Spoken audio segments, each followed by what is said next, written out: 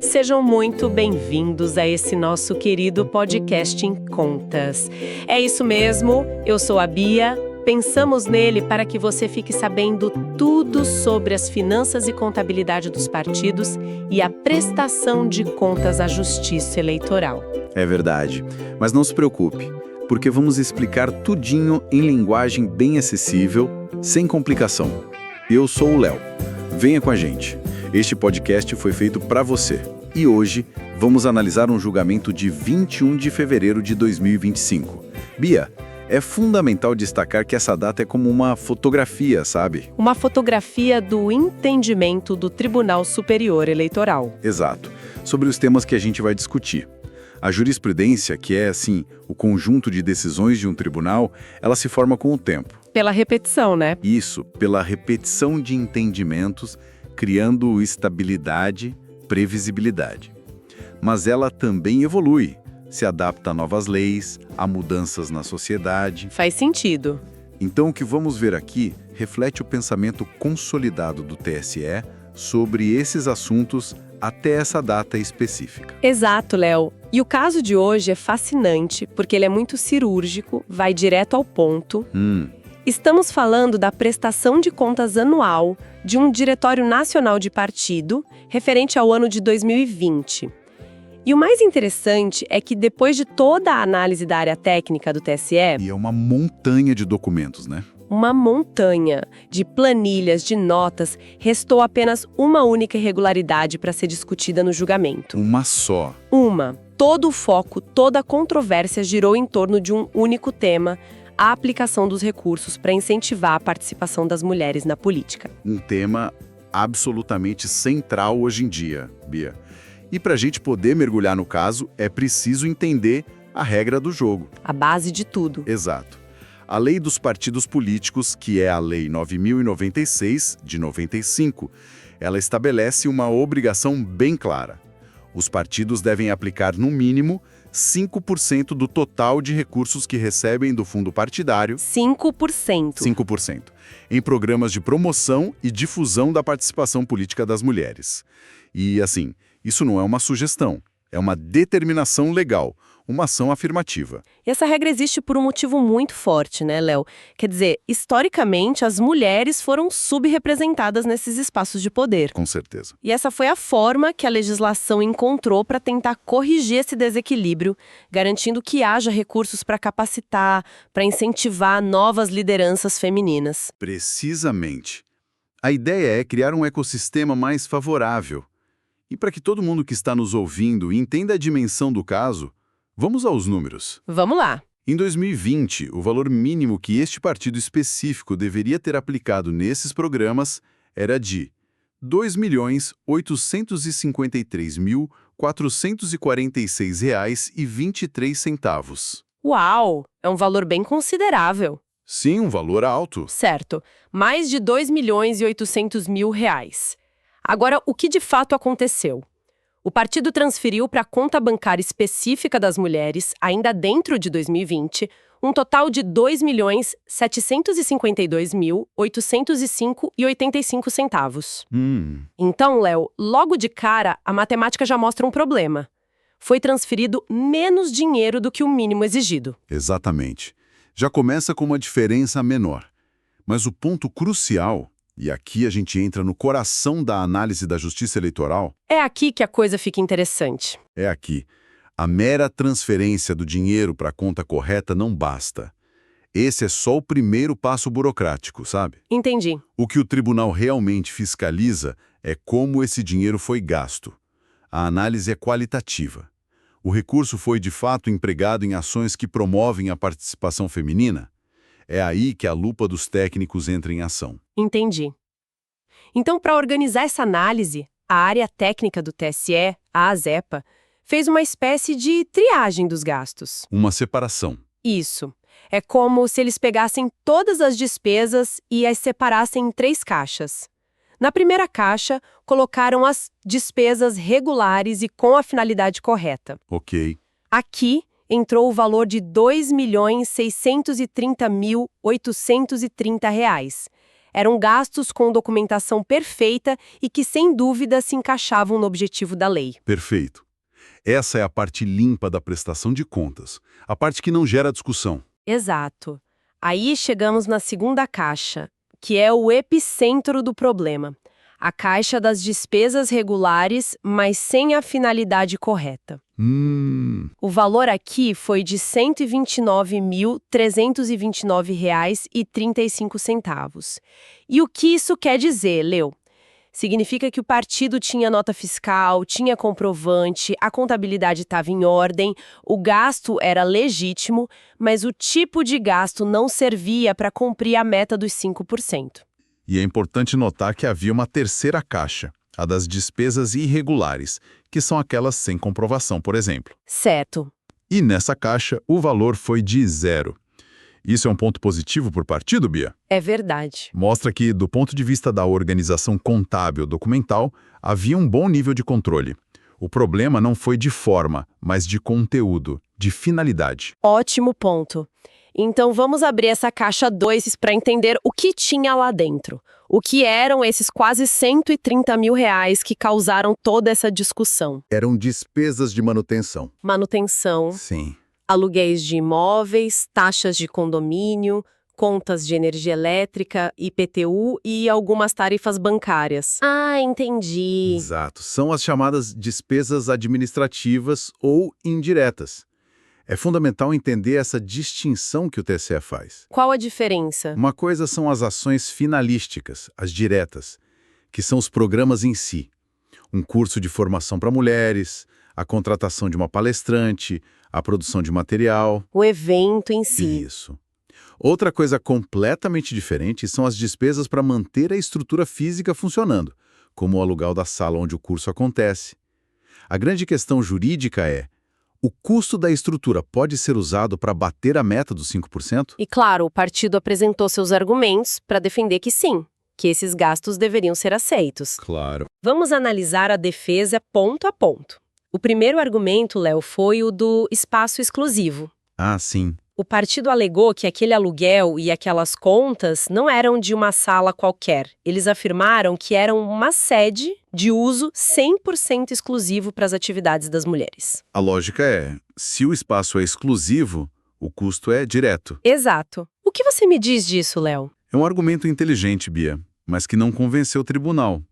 O entendimento consolidado do TSE é que a exclusividade do uso não altera a natureza da despesa. Mesmo sendo 100%? Mesmo sendo 100%. Ela continua sendo uma despesa administrativa de manutenção. A lei, no artigo 44, é específica.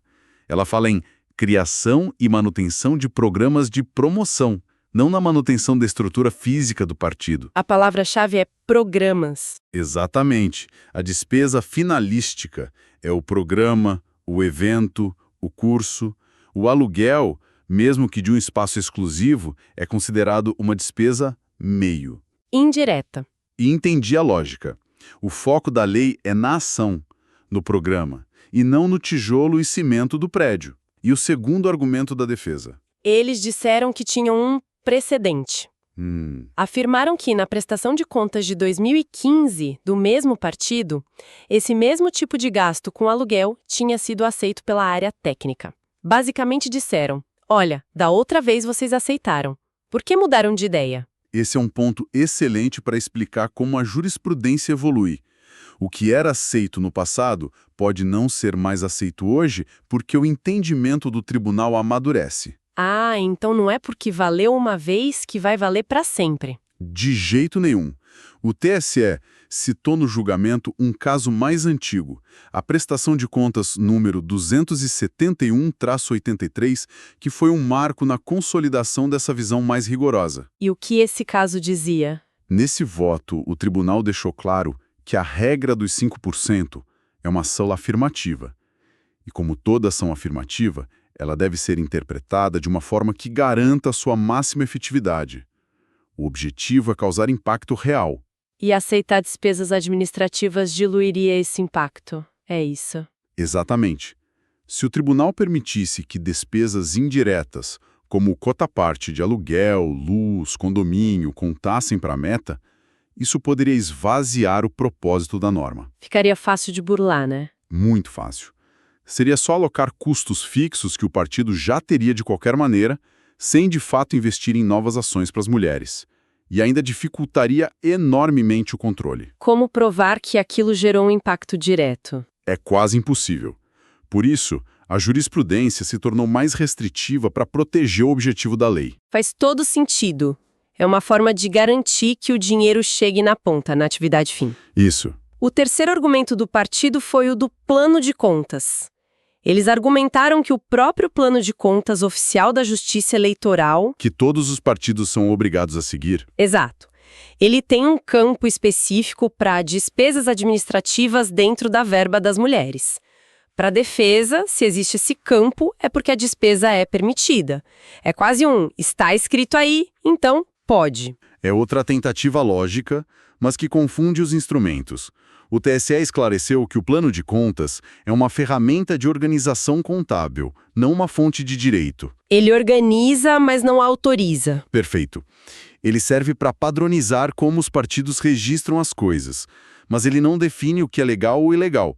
A finalidade do gasto é definida pela lei, não por uma linha numa planilha. É como ter uma categoria outros no seu orçamento pessoal, Léo. Boa. Só porque a categoria existe, não quer dizer que você pode colocar qualquer coisa ali e chamar de investimento em educação, por exemplo.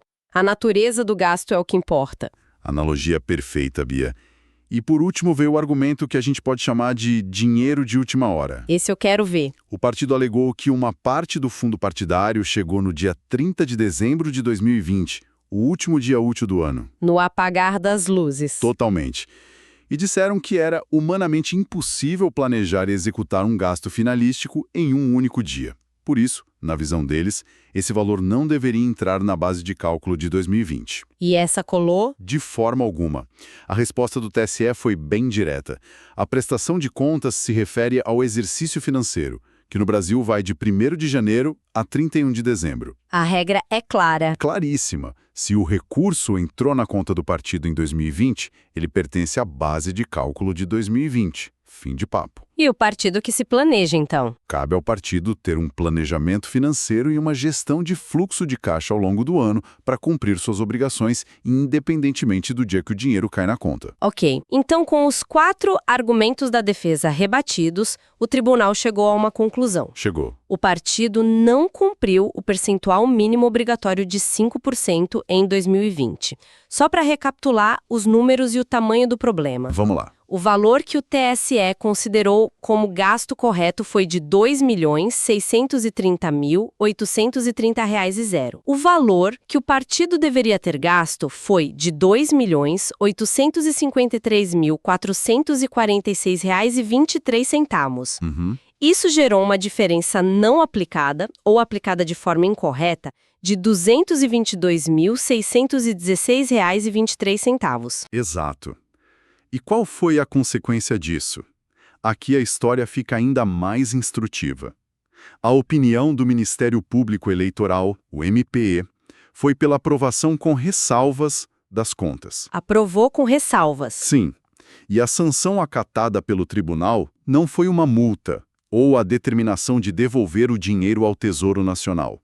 A sanção foi outra. E qual foi, Léo? A determinação foi para que o partido aplique esse valor faltante, os mais de R$ 222 mil, diretamente em candidaturas femininas nas eleições seguintes. Ah, isso é muito interessante.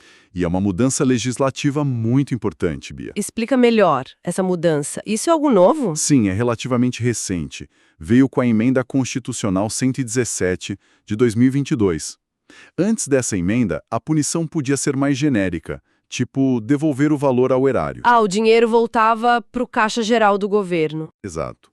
Agora, a legislação se aprimorou para criar um ciclo virtuoso. O recurso que não foi usado para a promoção da mulher na política em um ano Certo. é obrigatoriamente direcionado para o fortalecimento da representação da mulher na eleição seguinte, financiando suas campanhas. É uma destinação muito mais efetiva, então. Muito mais.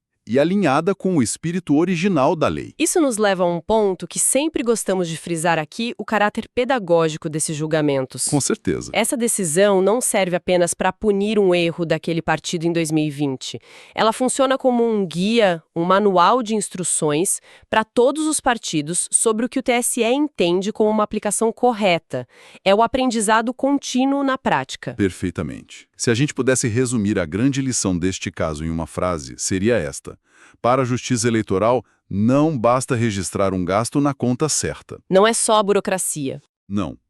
É essencial que o partido consiga comprovar a efetiva prestação do serviço ou a entrega do bem e, de forma crucial, demonstrar a vinculação direta e clara daquela despesa com a atividade partidária específica. O ônus da prova é sempre do partido. Então, para não deixar nenhuma dúvida para quem nos ouve, Léo, vamos dar exemplos práticos. O que seriam gastos que o TSE aceitaria sem questionamentos para essa cota dos 5%? O próprio acórdão que estamos analisando nos ajuda com isso. Seriam gastos com a realização de eventos, como seminários, palestras, workshops. Ações concretas. Isso. Contratação de cursos de capacitação em oratória, marketing político digital, custeio de passagens aéreas e hospedagem para afiliadas participarem de congressos. Entendi. Despesas com propaganda para divulgar as ações do órgão feminino do partido, produção de materiais impressos, como cartilha sobre violência política de gênero. Enfim, toda e qualquer ação que tenha como objetivo final e direto o fomento à participação feminina. E a documentação disso tudo tem que ser impecável, imagino. Impecável é a palavra. Não basta a nota fiscal, é preciso ter listas de presença nos cursos, fotos e vídeos dos eventos, relatórios das atividades, cópias dos materiais. Tem que construir um dossiê de provas. Exatamente. Um conjunto de provas que não deixe dúvidas sobre a execução real daquela ação. A gestão de recursos públicos, como é o fundo partidário, exige não apenas honestidade, mas também um rigor técnico e uma atenção constante à finalidade que a lei determina. Fica a lição, então. Uma interpretação equivocada sobre a diferença entre despesa administrativa e finalística pode gerar uma irregularidade de centenas de milhares de reais. O que me leva a uma última reflexão, Léo. A crescente complexidade da legislação eleitoral e do nível de detalhe na fiscalização exige dos partidos uma profissionalização cada vez maior de suas áreas contábil e jurídica. Sem dúvida. E a questão que fica para a gente pensar é: será que todos os partidos, especialmente os menores e com menos estrutura, estão igualmente preparados para navegar nesse mar de regras? É um bom ponto. Ou essa complexidade, ainda que bem intencionada, acaba indiretamente criando mais um desafio para a pluralidade partidária e para a sobrevivência das legendas menores. É um debate relevante para o futuro do nosso sistema político. É isso aí. Ficamos por aqui. E o que vocês acharam desse nosso episódio? Gostaram? Dê sua opinião, ela é muito importante para nós. Como sempre falamos, queremos trazer um conteúdo que acrescente valor ao seu entendimento sobre esses assuntos. Continue com a gente,